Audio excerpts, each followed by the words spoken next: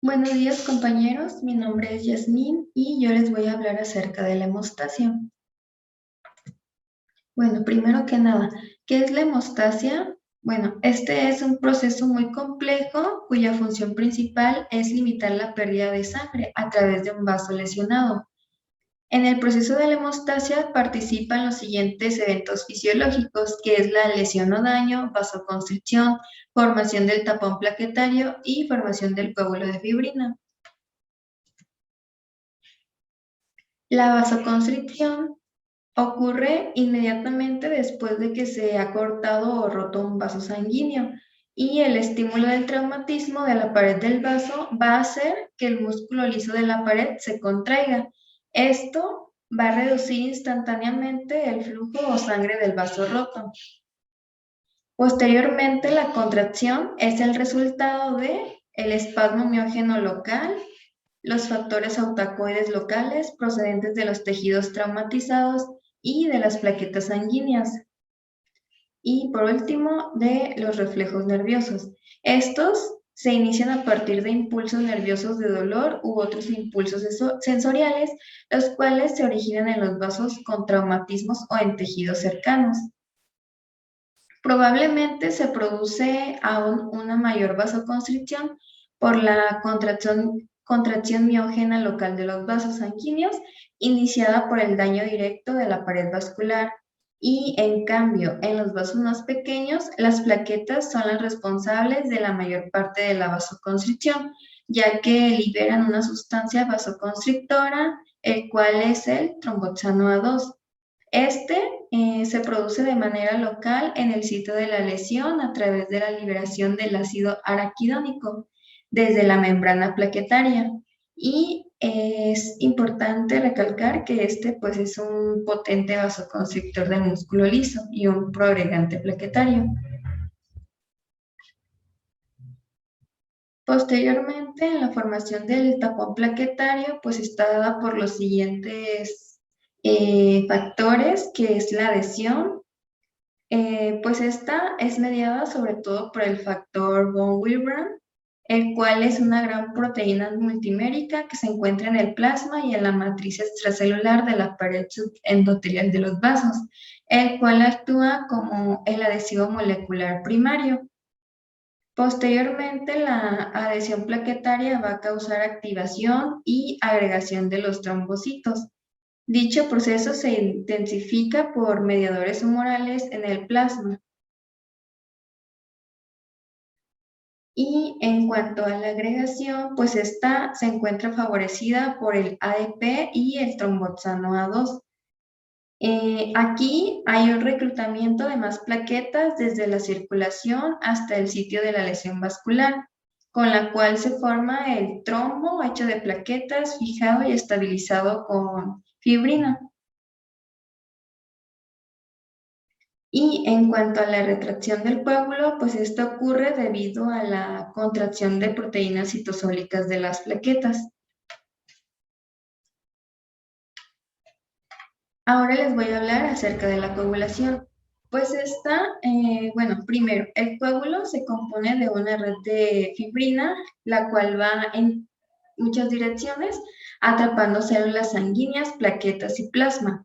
Estas fibras se adhieren además a superficies dañadas de los vasos sanguíneos y por lo tanto el coágulo sanguíneo se hace adherente a cualquier brecha vascular y de este modo va a ayudar a impedir pérdidas de sangre mayores. El coágulo empieza a aparecer de 15 a 20 segundos si el traumatismo de la pared vascular ha sido grave y de 1 a 2 minutos si el traumatismo ha sido menor. En los siguientes 3 y 6 minutos, a la rotura de un vaso, toda la brecha o el extremo roto del vaso se rellenan con un coágulo si el desgarro no es demasiado grande. Y entre 20 minutos y 1 hora después, el coágulo se retrae, lo cual cierra el vaso todavía más. Posteriormente, la coagulación se describe por dos vías diferentes, la cual es la vía intrínseca y la vía extrínseca. Bueno, En cuanto a la vía extrínseca, aquí pues esta es iniciada por la liberación del factor tisular y por la interacción de este con el factor 7. El factor tisular es una glicoproteína integral de membrana que se expresa en células que no están en contacto con el torrente sanguíneo. Este inicia el proceso formando un complejo con el factor 7, generando un ciclo de autoactivación al factor 7A.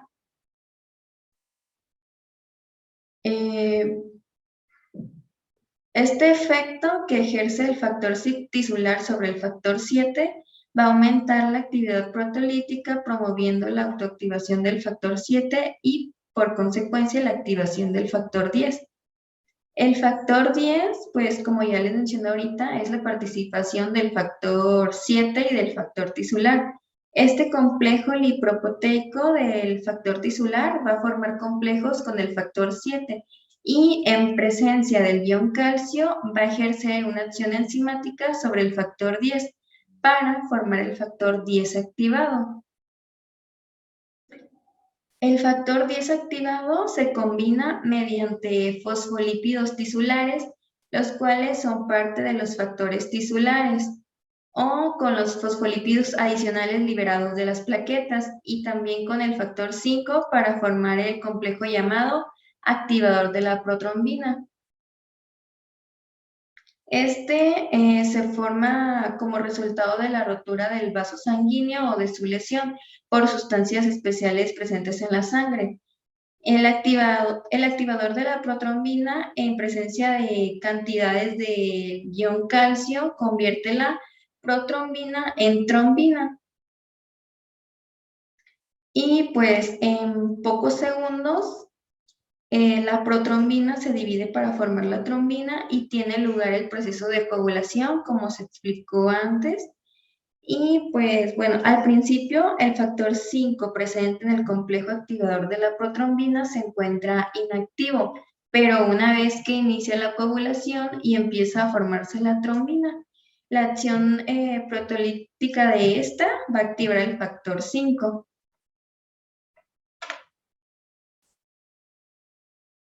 En cuanto a la vía intrínseca, pues este es el segundo mecanismo para iniciar la formación del activador de la protrombina y por tanto para iniciar la coagulación. Esta inicia con el traumatismo de la sangre o la exposición de la sangre al colágeno a partir de una pared vascular sanguínea traumatizada. Esta se inicia con el factor 12 y activa los factores 11, 9 y 7 en secuencia. El traumatismo sanguíneo produce la activación del factor 12 y la liberación de los fosfolípidos plaquetarios.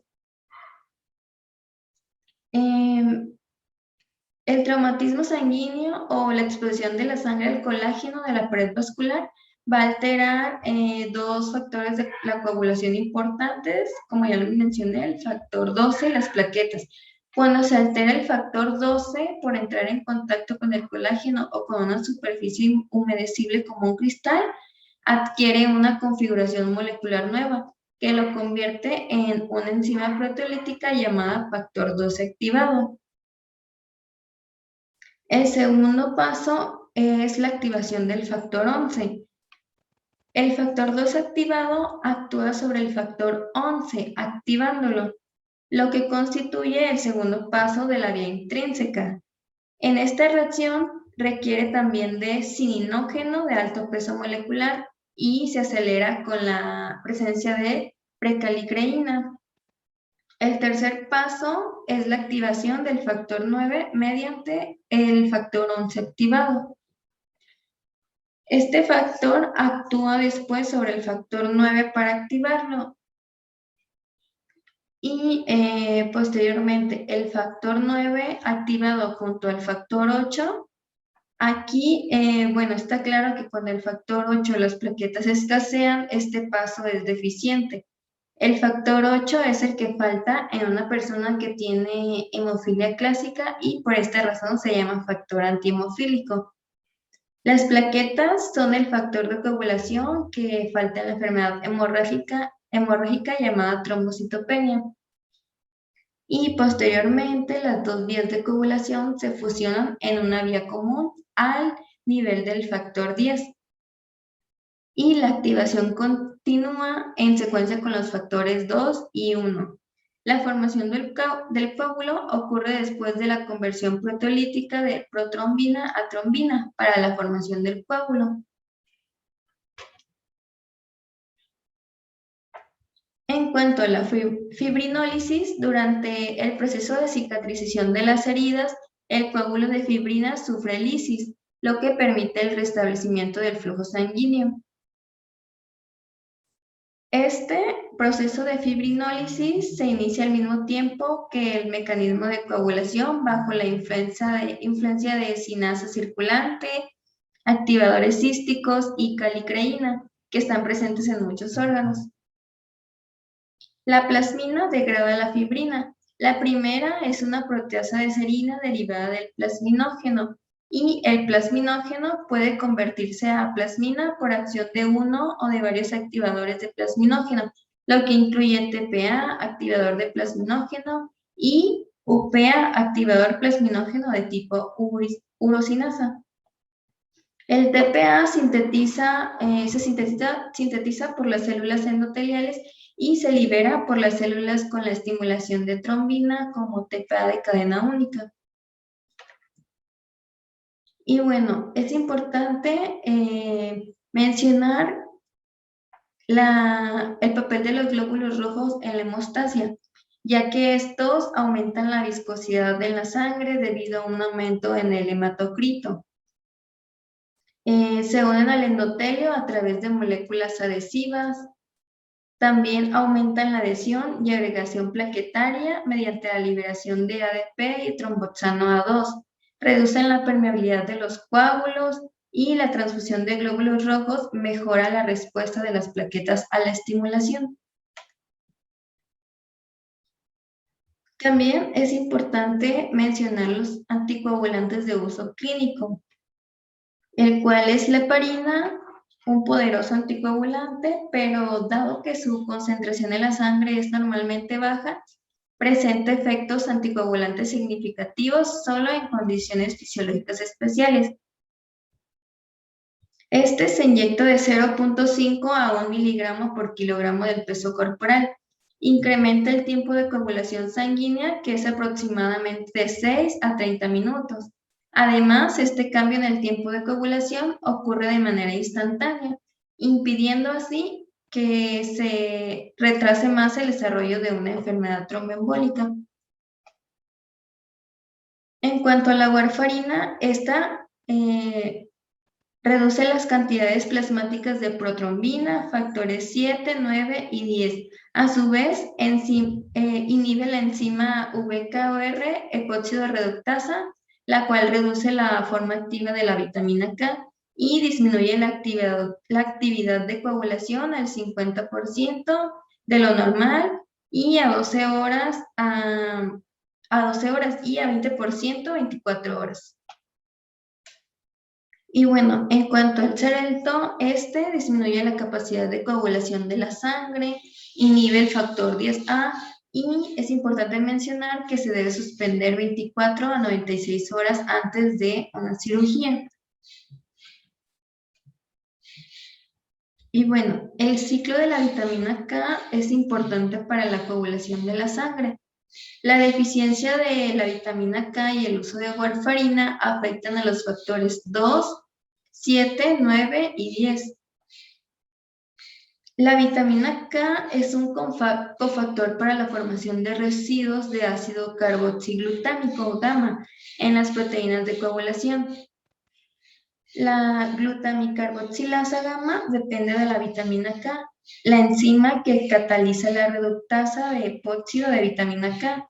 Regenera una menor cantidad de vitamina K y, por otro lado, la warfarina bloquea la acción de la reductasa e inhibe en forma competitiva los efectos de la vitamina K. Y bueno, espero que esta presentación haya sido de su agrado. Es todo de mi parte. Gracias.